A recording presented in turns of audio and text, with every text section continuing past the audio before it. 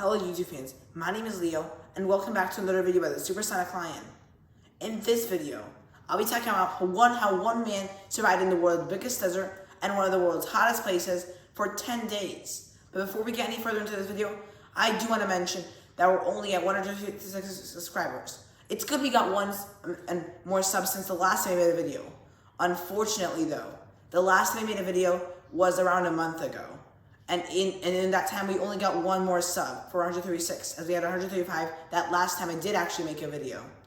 And after that one sub we get, if this keeps up, it'll take forever for us to get our party when we'll have pizza, cake, for our 200 subs. I'll even have a special guest there, although I'm not telling you who that is until you watch that video of a party. But in order to get that video, you must give me the 200 subs, and the only way you can do that is, you guessed it, hit that subscribe button, and also, if you enjoyed this video, please do leave a like and a comment. But now, let's start this video. The year is 1955, and today is July 13th. In Rome, Italy, a man named Mauro Prosperi is born. And exactly 39 years later, he would compete in one of the most dangerous marathons that I can think of you can complete. It's known as Marathon de Sabo, which is French for the Marathon of the Sands. It is located in Morocco in the Sahara Desert, which is by far the biggest desert in the world. It is even bigger than the entire continental United States in its whole area. But if Prosperi was going to do it, he was willing to do it. He prepared by doing a lot of things. One of these things was he even, on purpose, lowered the amount of water he got each day to feel like his body was going to be dehydrated. And he also ran 40 kilometers each day. For this race. It started on April 10th, 1984, and it was going to go 6 grueling days until April 16th, where we would finally find the winner. The first 3 of these days, the 10th, 11th, 12th, and even 13th, maybe it started 11th, all went well, and he went around 40 kilometers each day. But that would all change. On April 14th, his 4th day competing, it started all well, and he was only in 3rd place.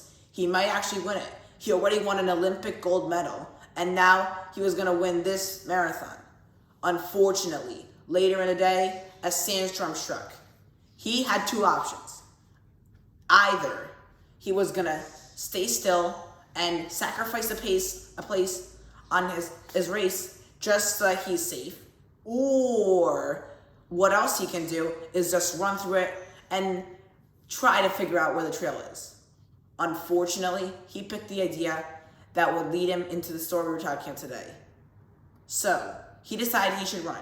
He said that if he stayed stationary, which means just stay still, then he would just, first off, he would not win this race definitely, unless he really could run super fast. And besides that, he also was worried that the sand would bury him, which wouldn't be very good either. So his option was to just run. Unfortunately, by the next day, April 15th, he slept, as he did have a sleeping bag just in case. Other materials he had are a spare water bottle, just in case, because they do give water bottles, and you do fill water at certain checkpoints in the race, but he had one just in case. He also had a first aid kit, which had a signal flare, which he can use to signal just in case he was lost.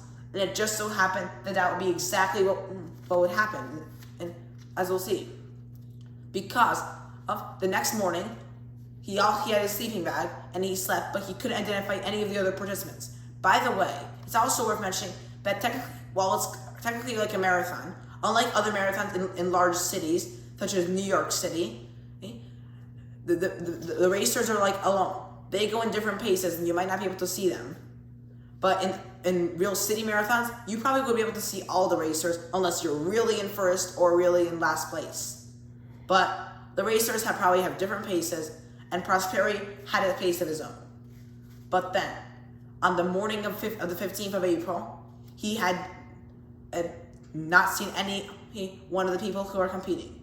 The rules of the race were, if this happens, what he should do is just stay stationary and wait for some rescue to arrive.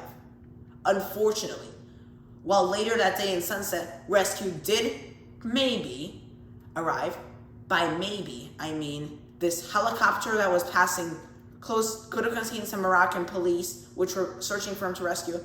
But right as that happened, when he signaled his signal flare that it was him, they for some reason didn't see him, and it was unsuccessful. That's what would make her story. On April 16th, the next day, he decided to keep walking and find some shade and water, as he barely had any water left. So how did he survive? Well, what he decided to do is, instead of drinking his remaining water slowly, which didn't seem like a good method to survive, he instead decided to urinate inside his spare water bottle. So good thing he had it. And then he drank that urine. Drinking urine is not really safe compared to drinking water. But if it's for survival situations, I guess Prosperi was willing to do that. Fortunately, later today, he found some Muslim shrine deep in the desert. He thought he could get some help there by some maybe holy men in there. Unfortunately, it looked like it was all abandoned, and he was the only one there.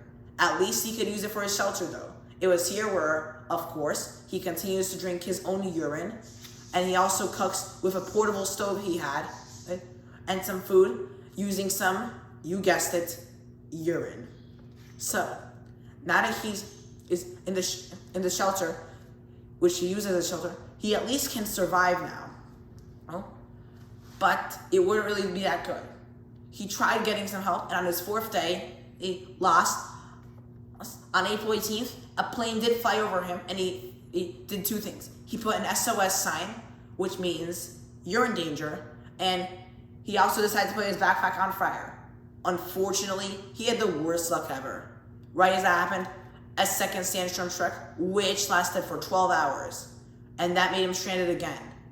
He had to find a new place to do it, and he decided he was done. In Italy, if you die and there was no body discovered, you're not going to be pronounced dead until 10 years later. That's why he decided to return so that Prosperi could just commit suicide there. If he committed suicide there, they then would know where it is, as it actually is in a shelter. And he also wrote a farewell to his wife just before he was going to commit suicide. He was going to do it in an agonizing way by cutting his wrist with a knife.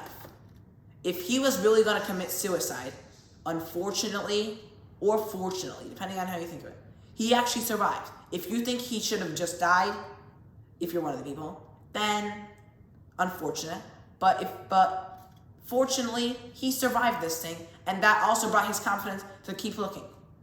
By the 8th day of him being lost, on April 22nd, he finally found a miracle, an oasis. He was too dehydrated and weak to even swallow water, but what he was not too weak for was just to lie down on it and take as many sips as he could. He also refilled his water here. It sure took him long enough, and finally is a change when he doesn't need to drink his own urine anymore. So now he was off.